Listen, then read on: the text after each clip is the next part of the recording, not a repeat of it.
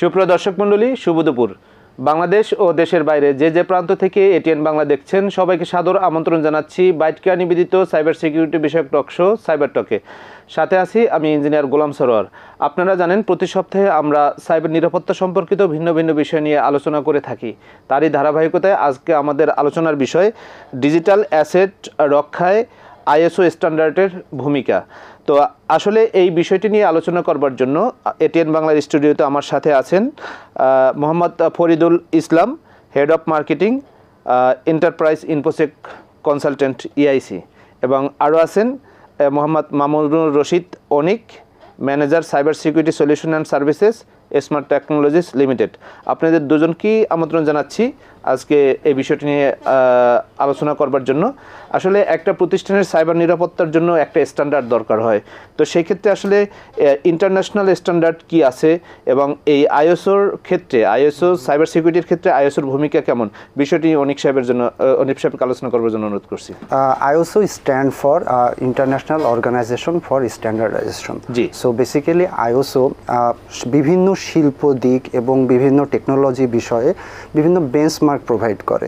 So as a cyber security point of view ISO আমাদের জন্য বেশ কিছু স্ট্যান্ডার্ড প্রোভাইড করে। সো আমরা যদি কোনো একটা cyber security point of view থেকে চিন্তা করি যে আমার ডিজিটাল অ্যাসেটগুলোকে আমি সুরক্ষা করতে চাই, তাহলে আসলে তো অনেক ওয়ে আছে সুরক্ষা করার জন্য। সো সেক্ষেত্রে আইএসও আমাদেরকে বেসিক্যালি একটা স্ট্যান্ডার্ড ফ্রেমওয়ার্ক প্রোভাইড করবে, যেটাকে আপনি ফলো করলে অ্যাটলিস্ট আপনি কিছু আইটেমস বা টেকনোলজি আপনার অর্গানাইজেশনের সাথে পরিচিত করতে পারবেন, যেটাকে বেঞ্চমার্ক হিসাবে আপনি ইমপ্লিমেন্ট করলে আপনি কিছুটা সুরক্ষিত বা একটা পর্যায়ে নিজেকে সুরক্ষিত হিসাবে নিজেকে ইন্ডাস্ট্রিতে বলতে পারেন।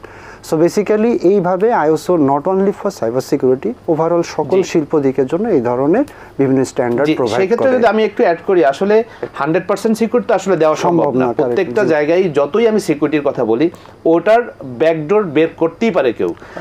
তো সেক্ষেত্রে আমাদের ইন্টারন্যাশনাল মানের থাকতে চাই এবং ইন্টারন্যাশনাল মানের করতে পারি।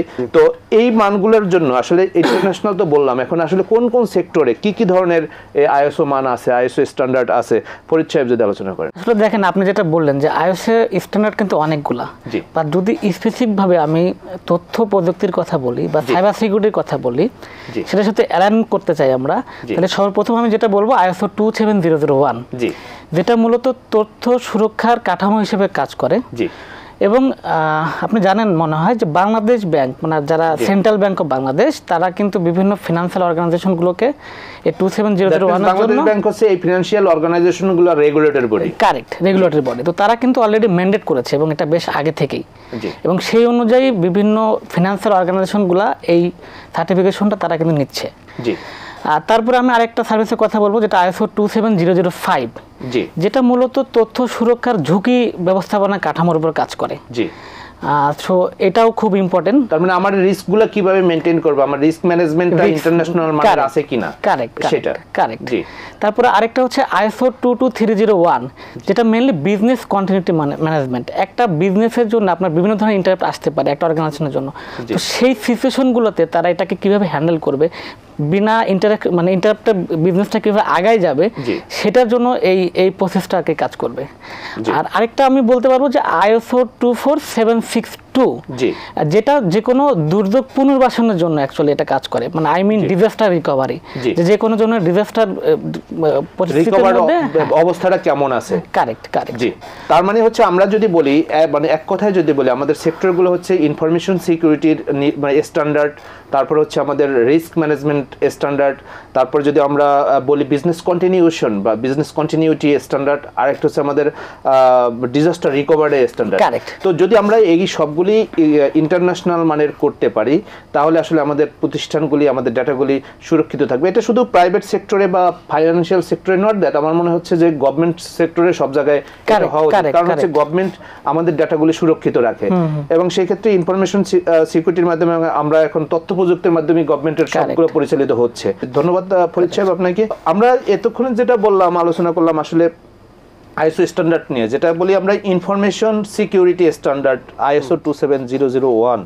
তো এইটা আসলে কিভাবে একটা প্রতিষ্ঠানকে রক্ষা করার জন্য, প্রতিষ্ঠানের ডিজিটাল অ্যাসেট রক্ষা করার জন্য সহায়তা করে, অনেক সাহেব যদি আলোচনা করেন। সো ISO 27001 ফ্রেমওয়ার্কটা বেসিক্যালি আপনাকে বিভিন্ন টেকনোলজি পয়েন্ট অফ ভিউ থেকে বেঞ্চমার্ক বা একটা স্ট্যান্ডার্ড আপনাকে প্রোভাইড করবে বা একটা স্ট্যান্ডার্ড আপনাকে দিবে। ফর অ্যান এক্সাম্পল ISO 27001 এর ভিতরে বেঞ্চমার্কে বলা আছে আপনার ডেটা এনক্রিপ্টেড থাকতে হবে, আপনাকে নিয়মিত ভালনারেবিলিটি ম্যানেজমেন্ট করতে হবে, আপনাকে অ্যাক্সেস কন্ট্রোল আপনার টেকনোলজির উপরে এনফোর্স করতে হবে।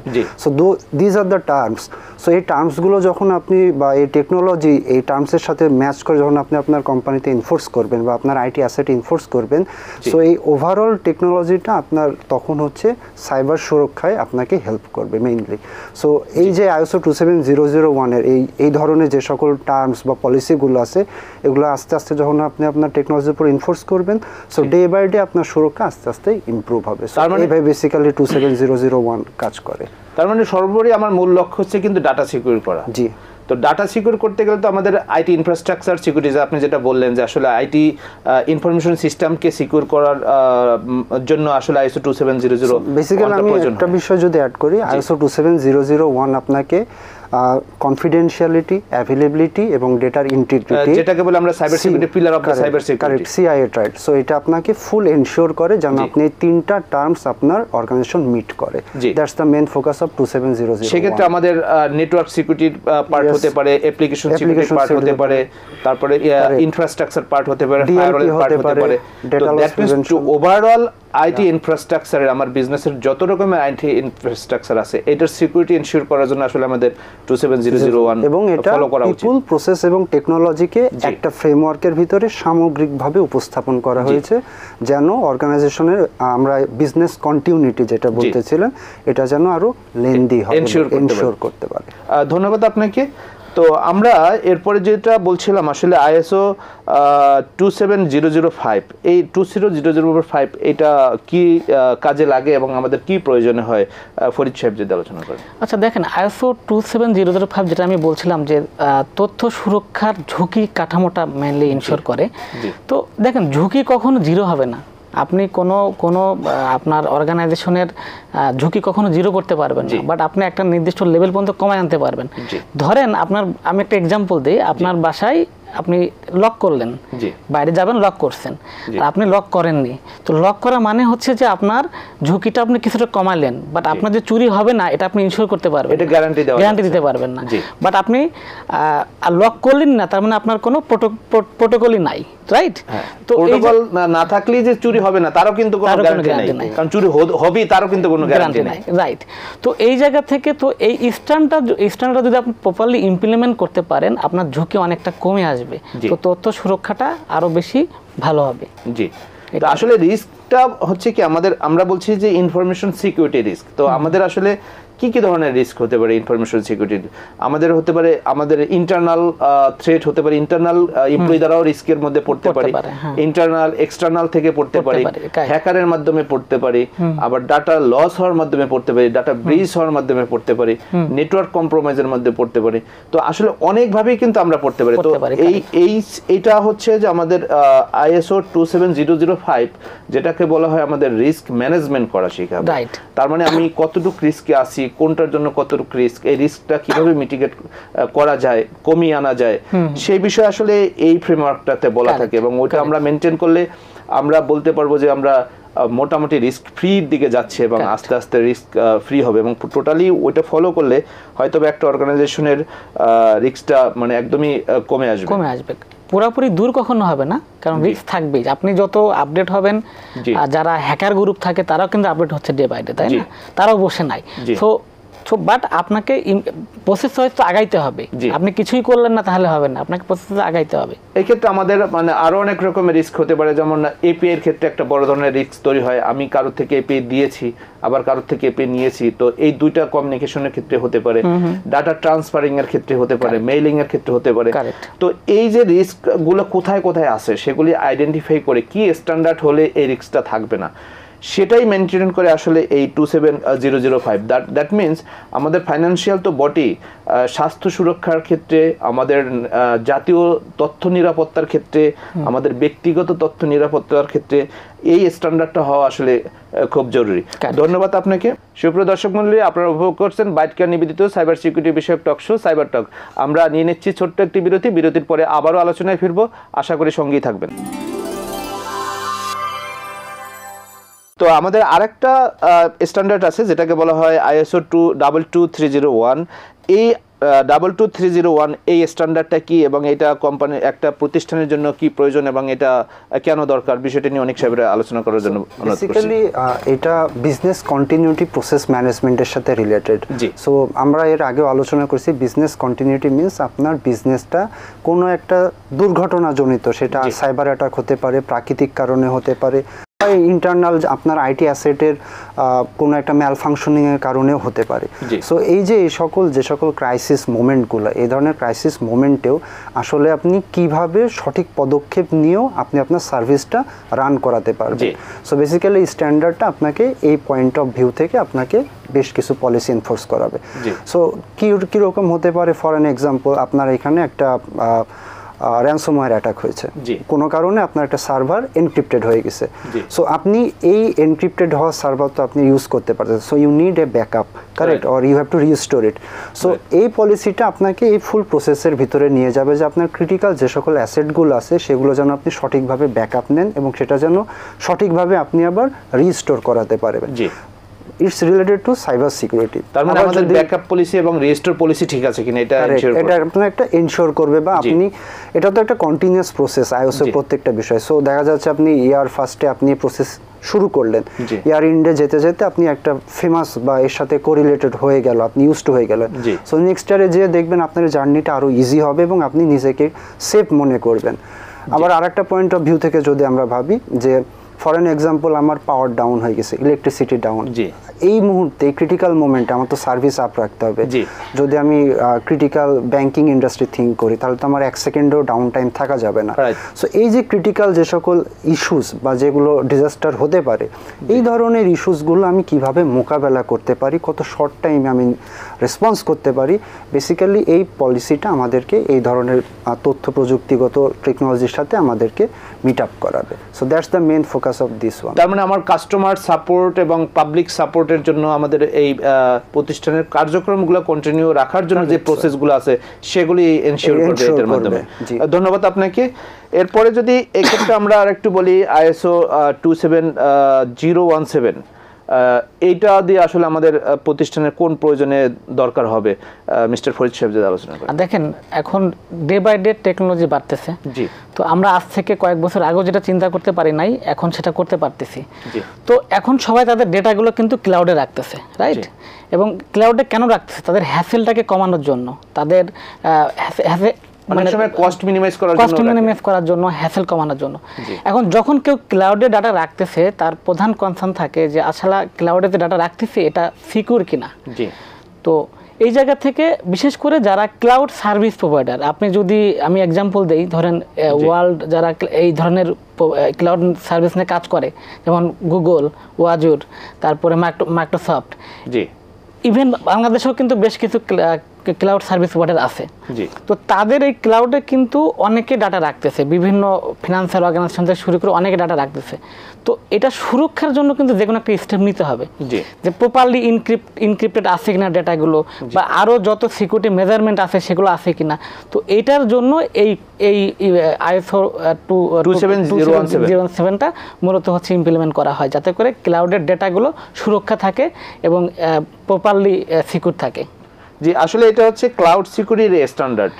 তো ক্লাউডের সবচেয়ে বড় সুবিধা যেটা, সেটা হচ্ছে যে একই জায়গায় অনেকের ডাটা পার্ট করে রাখা যায় এবং এই স্টোরেজগুলো আবার রিইউজ হয়। তো এই ক্ষেত্রেও কিন্তু সিকিউরিটি ব্রিজ হতে পারে। ক্লাউড যেহেতু আপনার স্টোরেজ রিইউজ করতেছে, আমি একসময় ইউজ করতাম, আমি ওটা আর নিচ্ছি না, তার মানে আমার জায়গাটা কিন্তু আরেকজন ইউজ করতেছে। তো আমার ডাটাটা যদি আগে থেকে যায় তাহলে কিন্তু সেটা আমার জন্য ভালনারেবল এবং সে কিন্তু এটা ইউজ করতে পারতেছে, তার মানে কিন্তু আমি রিস্কের মধ্যে পড়ে যাচ্ছি ক্লাউডে ডাটা রাখার জন্য। এইসব বিষয়গুলি স্ট্যান্ডার্ড করার জন্য আসলে এই ক্লাউড সিকিউরিটির বিষয়টা আসে এবং এই ক্লাউড সিকিউরিটির ইন্টারন্যাশনাল স্ট্যান্ডার্ড হচ্ছে 27017। এটা আসলে যাদের ক্লাউডে ডাটা আছে এটা এনশিওর করা উচিত। ধন্যবাদ আপনাকে। এক্ষেত্রে আমরা যদি আরেকটা আইএসও আছে যেটাকে বলা হয় 24762, এই 24762 এইটা আসলে প্রতিষ্ঠানের কোন কাজে প্রয়োজন হয় অনেক সাহেব যদি আলোচনা করেন। বেসিক্যালি এটা আমরা অনেকেই একটা টার্ম শুনে থাকবো ডিআর ড্রিল, ওকে, বা দুর্যোগ ব্যবস্থাপন অবস্থাতে আমরা আসলে যেই স্টেপগুলো নিয়ে থাকি। ফর এন এক্সাম্পল, আমরা কোথাও আগুন জ্বলে গেলে বা আগুন জ্বললে সেটা ফায়ার সার্ভিস টিম কত দ্রুত সেটাকে নির্বাপন করতে পারে, সো এরকম বিভিন্ন স্টেপ নেওয়া হয়। সিমিলার একটা কনসেপ্ট আছে সাইবার সিকিউরিটিতে, যে আপনার যদি কোনো ডেটা থেফট হয় বা আপনার কোনো একটা সার্ভিস যদি ডাউন হয়ে যায় সাডেনলি, আপনি কত দ্রুত সেটাকে ব্যাক নিয়ে আসতে পারতেছেন আপনার প্রেজেন্ট স্টেজে বা আপনার সার্ভিস স্টেজে। সো এইটা বেসিক্যালি আপনার বিজনেস কন্টিনিউটি এনশিওর করার জন্য এটা করা বা এই পলিসিটা এনফোর্স করা, যেন আপনার যদি কোনো একটা ইন্টারাপশন হয় ডেটার, আপনি কত শর্ট টাইমে আপনি প্রিভিয়াস স্টেজে আপনি ব্যাক আসতে পারেন। এবং এটা কন্টিনিউয়াসলি করা হয় যেন আপনি অ্যাট দ্য এন্ড আপনার অ্যাচিভমেন্ট হচ্ছে আমি কত কম সময় ব্যাক আসতে পারি। ফর এন এক্সাম্পল, আমি যখন আমি এই স্ট্যান্ডার্ডটা আমার অর্গানাইজেশন এনফোর্স করছি, সেই সময় আমি ডিআর ড্রিল বা অন্যান্য ব্যাকআপ প্রসিডিওরের মাধ্যমে আমার সেই সময় লেগেছিল 10 second. So at the end of the year, so আপনার টার্গেট থাকবে এটা যেন আমি 5 সেকেন্ড বা আরও কম সময়ের ভিতরে আমি যেন এটাকে রিভোক করে আমি সার্ভিসটা এনশিওর করতে পারি। সো কন্টিনিউয়াসলি আপনি যখন এই ডিআর ড্রিলের করবেন বা ডিআর ড্রিলের এই ধরনের ব্যাকআপ থেকে রিস্টোর করবেন, আস্তে আস্তে আপনি একটা স্ট্যান্ডার্ড পর্যায়ে চলে আসবেন এবং সেই সময় আপনি একটা থিঙ্কিংয়ের ভিতরে থাকবেন যে কোনো ইন্টারাপশন হলে আমার হয়তো আপনার হায়ার ম্যানেজমেন্টকে হয়তো আপনি বলতে পারবেন যে আমি উইদিন 3 সেকেন্ড আমি আমার সার্ভিস আবার রিস্টার্ট করে দিতে পারছি। So that's the benefit of this policy. জি, আসলে ডিজাস্টার রিকভারি মানে এই কথাটা আসলে মানে ডিজাস্টার রিকভারি আমাদের কাছে কমন মানে ওয়ার্ড। তো আসলে আমি ডিজাস্টার হওয়ার পরে আমার করণীয় কি, সেই প্রসেসটা আমার প্রতিষ্ঠান ফাইনালাইজ হয়ে যাবে এই স্টেজে। আপনি স্টেপ বাই স্টেপ যখন আস্তে আস্তে ফ্যামিলিয়ার হয়ে যাবেন, সো আপনার প্রসেস ওই সময় কি হবে, টেকনোলজির ডিপেন্ডেন্সিটা কি ছিল, সেখান থেকে আপনি কিভাবে ব্যাক আসতেছেন, পুরোটা আপনার একটা ডকুমেন্টেড বা ওয়েল আন্ডারস্ট্যান্ডিংয়ে চলে আসবে সবার। সো এই সময় যে কোনো ইন্টারাপশন হলে আপনি ইমিডিয়েট রিভার্ট ব্যাক করতে পারবেন। জি, ধন্যবাদ আপনাকে। আসলে আমাদের উদ্দেশ্য হচ্ছে আমাদের ডিজিটাল অ্যাসেট বা ডিজিটাল সম্পদকে রক্ষা করা এবং তথ্য সুরক্ষা করা, এবং এটা যাতে সুরক্ষিত থাকে এবং প্রত্যেকটা প্রতিষ্ঠানের ভালো মতো যাতে এই বিষয়গুলি সিকিউর থাকে, নিরাপদ থাকে, সেটা এনশিওর করার জন্য, তাদেরকে সহায়তা করার জন্য, তাদেরকে অ্যাওয়্যার করার জন্য আমাদের এই প্রোগ্রাম। তো আমরা যদি বলি একটা প্রতিষ্ঠান চিন্তা করে তাদের মানে ইনফরমেশন সিকিউরিটির প্রয়োজন এবং এটা ইন্টারন্যাশনাল মানের করতে চাচ্ছে, তাহলে এই আইএসও স্ট্যান্ডার্ড করার জন্য এটার প্রক্রিয়াটা কি, ফরিদ সাহেব যদি আলোচনা করেন। প্রক্রিয়াটা হলো, দেখেন, একটা আইএসও স্ট্যান্ডার্ডটা যখন কেউ কাজ শুরু করতে চায় তখন প্রথমেই তাদের থাকে যে আসলে কিভাবে সে করবে। তো এখানে থার্ড পার্টি হিসেবে দুইটা পার্টিকে অ্যাটেন্ড করা লাগে, একটা হচ্ছে কনসালটেন্সি ফার্ম, একটা হচ্ছে সার্টিফিকেশন বডি। কারণ আইএসওর ক্ষেত্রে একটা কনফ্লিক্ট আছে যে কনসালটেন্সি করবে সে সার্টিফিকেশন করতে পারবে না, কারেক্ট। তো প্রথমত কনসালটেন্সি যে করবে তারই পার্টটা বেশি থাকে এখানে। তো কনসালটেন্সি পার্টে প্রথমেই ফার্স্ট কাজ থাকে স্কোপটা ডিফাইন করা। কারণ স্কোপ যদি প্রপারলি ডিফাইন করা না যায় তাহলে যেটা হবে, এই সার্টিফিকেশন অ্যাচিভ করাটা অনেক বেশি ডিফিকাল্ট হবে। তো যখন স্কোপ ডিফাইন করবে এখানে বেশ কিছু ডিপার্টমেন্ট তাদেরকে খেয়াল রাখতে হবে, যেমন আইটি, তারপরে এদিকে প্রকিউরমেন্ট, এইচআর, এর বাইরে ডিসি, ডিআর, এবার ফিজিক্যাল অ্যাসেসমেন্ট বা ফিজিক্যাল সিকিউরিটি যারা দেখে, এই ডিপার্টমেন্টগুলো অবশ্যই আসতে হবে। তো স্কোপটা যখন সে প্রপারলি ডিফাইন করে ফেলবে, এরপরে স্টেপ হচ্ছে গ্যাপ অ্যানালাইসিস করা। তো গ্যাপ অ্যানালিসিস করা, দেখেন আইএসওর কিন্তু প্রত্যেকটা স্ট্যান্ডার্ডে আলাদা একটা কন্ট্রোল আছে। তো অ্যাজ এ কনসালটেন্ট যখন কাজ শুরু করবে, সে কনসালটেন্ট সে স্কোপের সাথে রিচেক করবে যে তার প্রত্যেকটা উইংসের সাথে, তাদের পার্সনের সাথে, মানে আমি এখন কোন অবস্থায় আছি আর আমার কোথায় যেতে হবে, মাঝখানেরটা একটু বের করা আর কি, বের করা। এবং স্ট্যান্ডার্ডগুলোর সাথে চেক করে দেখা যায় আসলে তারা এখনকার যে পলিসি, প্রসেস, প্র্যাকটিস সেটা এই স্ট্যান্ডার্ড সঙ্গে যাচ্ছে কিনা। সাপোজ ISO 27001 কেউ করতে চায়, তো ISO 27001 এর একটা স্ট্যান্ডার্ড আছে, তো সেই স্ট্যান্ডার্ড সাথে চেক করে দেখা যে আসলে এই তাদের যে এখনকার প্র্যাকটিস আছে, যে পলিসি আছে, প্রসেস আছে বা যা আছে সেটাকে ISO স্ট্যান্ডার্ড আছে কিনা। যদি থাকে সেটাও রিপোর্টে আসবে, যদি না থাকে সেটাও রিপোর্টে আসবে। তো গ্যাপ অ্যাসেসমেন্টের পরে একটা গ্যাপ অ্যাসেসমেন্ট রিপোর্ট প্রোভাইড করা হবে। পরের প্রসেসটা হচ্ছে যে এই যে গ্যাপগুলো আসছে এটাকে মিটিগেট করা। তো এটা একটা ক্রুশিয়াল জায়গা, এই জায়গাতেই অনেকে হয়তো একটু লেন্দি প্রসেসে চলে যায়, অনেকে হ্যাসেল আসে, তো এই জায়গাগুলো খুব ট্যাক্টফুলি হ্যান্ডেল করা লাগে। যে এখন বাট এখানে অ্যাজ এ কনসালটেন্ট যারা থাকে তারাও কিন্তু অর্গানাইজেশনগুলোকে হেল্প করে বা অ্যাসিস্ট করে যে আপনি এইভাবে করতে পারেন। তো রিমেডিয়েশন ফেজ যখন শেষ হয়ে যায় তখন তারা একটা ইন্টারনাল অডিট করে। ইন্টারনাল অডিটটা মূলত যে অর্গানাইজেশন তাদের যদি নিজস্ব টিম থাকে সেই টিমরাই করে, যে কাজগুলো হয়েছে সেগুলো কনসালটেন্ট যেগুলো মানে বলছে সেগুলো ঠিক আছে কি। কারেক্ট। তো ইন্টারনাল অডিট যখন হয়ে যাবে তখন একটা মক অডিট করে কনসালটেন্ট ফার্ম, যে আমি এখন সার্টিফিকেশন বডিকে অ্যালাইন করতে চাই। তো মক অডিট করে দেখে যে আসলে সে সার্টিফিকেশন প্রসেসে যাওয়ার জন্য রেডি কিনা, এতদিন যে কাজগুলো করছে এটা প্রপারলি ওকে আছে কিনা। দেন সার্টিফিকেশন বডিকে এখানে ইনভলভ করানোর পরে তারা দুইটা অডিট করে, একটা হলো স্টেজ 1 অডিট, একটা হচ্ছে স্টেজ 2 অডিট। তো স্টেজ 1 এবং স্টেজ 2 অডিটটা যখন খুব ভালোভাবে পার করে তারা, এরপরে তাদের ফাইনাল রিপোর্ট দেয় এবং তারা সার্টিফিকেশন অ্যাচিভ করার জন্য যোগ্যতা অর্জন করে। এই মোটামুটি প্রসেস এটাই। জি, এটা একটা প্রসেস। আর একটা যদি আমি মনে করেন আমার একটা অর্গানাইজেশন আছে, তো আমি চাচ্ছি যে আমার এই সব কিছু সিকিউর থাকুক, তার মানে হচ্ছে আমার করণীয় হচ্ছে যে কোনো কারো কাছ থেকে আসলে কনসালটেন্সি নেওয়া, রাইট? তো এবং যে কোনো জায়গা থেকে স্ট্যান্ডার্ড ISO সার্টিফিকেশন যে বডি আছে সেই বডির সাথে কানেক্ট হয়ে তারপরে হচ্ছে এই কাজগুলি করা। মেইনলি বডির সাথে না, এখানে যে প্র্যাকটিসটা আছে আমাদের লোকালি, যে প্র্যাকটিস আছে, ইন্টারন্যাশনাল যে প্র্যাকটিস আছে, প্রত্যেকটা কনসালটেন্সি ফার্মের সাথে সার্টিফিকেশন বডির একটা অ্যালাইন থাকে। সো ফার্স্ট এই হিসেবে এখানে কনসালটেন্সি ফার্মের সঙ্গেই কোম্পানিগুলো যোগাযোগ করে। মানে যদি কোনো ফিনান্স ধরেন আপনার যে কোনো ব্যাংক, NBFI বা এর বাইরেও যারা করতে চায় তারা প্রথমে একটা কনসালটেন্সি ফার্মের সাথেই কন্ট্যাক্ট করে এবং তাদের থ্রুতেই কাজটা শুরু করে। কনসালটেন্সি ফার্মের এখানে কাজ হচ্ছে যে সার্টিফিকেশন বডিকে তাদের অ্যালাইন করা, এটা নট ক্লায়েন্টের এটা হলো কনসালটেন্সি ফার্মই করে থাকে। জি, ধন্যবাদ আপনাকে। আসলে অনিক সাহেব যদি এটার সাথে একটু অ্যাড করেন যে আসলে ISO সার্টিফিকেশন হলে আসলে গ্রাহকের বা আমাদের যে যাদেরকে সার্ভিস দিচ্ছি বা পাবলিকের আস্থা বাড়ায় কিনা। হ্যাঁ, অবশ্যই। আপনি সাপোজ পড়াশোনা করেছেন, ফর এন এক্সাম্পল একটা স্টুডেন্ট, আপনি কতটুকু শিখছেন সেটাও ডিপেন্ড করে আপনার এক্সামের রেজাল্টের উপরে, কারেক্ট? সো ISO কিন্তু this type of things, so আপনি অ্যাট দ্য এন্ড আপনার অ্যাচিভমেন্ট কি সেটা কিন্তু আপনার প্রমাণ দিতেছে ISO 27001 or 27002 এই ধরনের প্ল্যাটফর্মগুলো। সো যখন আপনি এই সার্টিফিকেশনটা অ্যাচিভ করতে পারছেন, দ্যাট মিনস আপনার বিজনেসের আদার্স যে সকল স্টেক হোল্ডাররা আছে তারা কিন্তু আপনার উপরে ট্রাস্ট করতেছে যে হ্যাঁ, আমি আপনার সাথে যে ডাটাগুলো নিয়ে কাজ করছি বা আমার যে ডাটাগুলো আপনার কাছে আছে সেগুলো সুরক্ষিত আছে, পাশাপাশি কাস্টমারের যে সকল ডাটা থাকে সেগুলোও কিন্তু সুরক্ষিত থাকে। সো দ্যাট মিনস আপনি ওভারঅল একটা ট্রাস্ট, একটা ফ্লেভারে আছেন যেন সবাই আপনাকে ট্রাস্ট করতেছে এবং আপনি নিয়মিত আপনার যে সকল বিজনেসগুলো আছে সেগুলো করতে পারতেছেন। সো বেসিক্যালি এই স্ট্যান্ডার্ডগুলো যদি আপনি আপনার অর্গানাইজেশনে ইমপ্লয় করতে পারেন, আপনার বিজনেস আরও গ্রোথ হয় আরও অনেক, এবং দেশ বিদেশের অনেকে আসলে আপনার সাথে তখন বিজনেস করার জন্য বা তথ্য আদান প্রদান করার জন্য আপনার সাথে আসলে খুব সহজে আপনার সাথে যোগাযোগ করে যেন এবং ট্রাস্টও করে। জি, তার মানে আমি যদি বলি যে আমার একটা ISO স্ট্যান্ডার্ড আছে, তার মানে মানুষ আমাকে একটু বেশি ট্রাস্ট করে, রাইট? স্বাভাবিক। এবং যদি আপনাকে আরও একটু অ্যাড করি, কারেন্ট আমাদের বাংলাদেশে ব্যাংকিং যে সকল ভালো ব্যাংক বা বড় ছোট সবাই কিন্তু আস্তে আস্তে এই দিকে ধাবিত হচ্ছে, কারণ ট্রাস্টটা কিন্তু আসলে সবার ট্রাস্ট না থাকলে আসলে বিজনেস হবে না। সো আপনার স্টেকহোল্ডারদের ট্রাস্ট থাকতে হবে। আমাদের সাধারণ মানুষের সবার টাকা পয়সা সবই তো ব্যাংকে জমাতে, সো আমি যদি ট্রাস্টই না করতে পারি যে আমার অর্থ সুরক্ষিত আছে, আমি কেন রাখবো?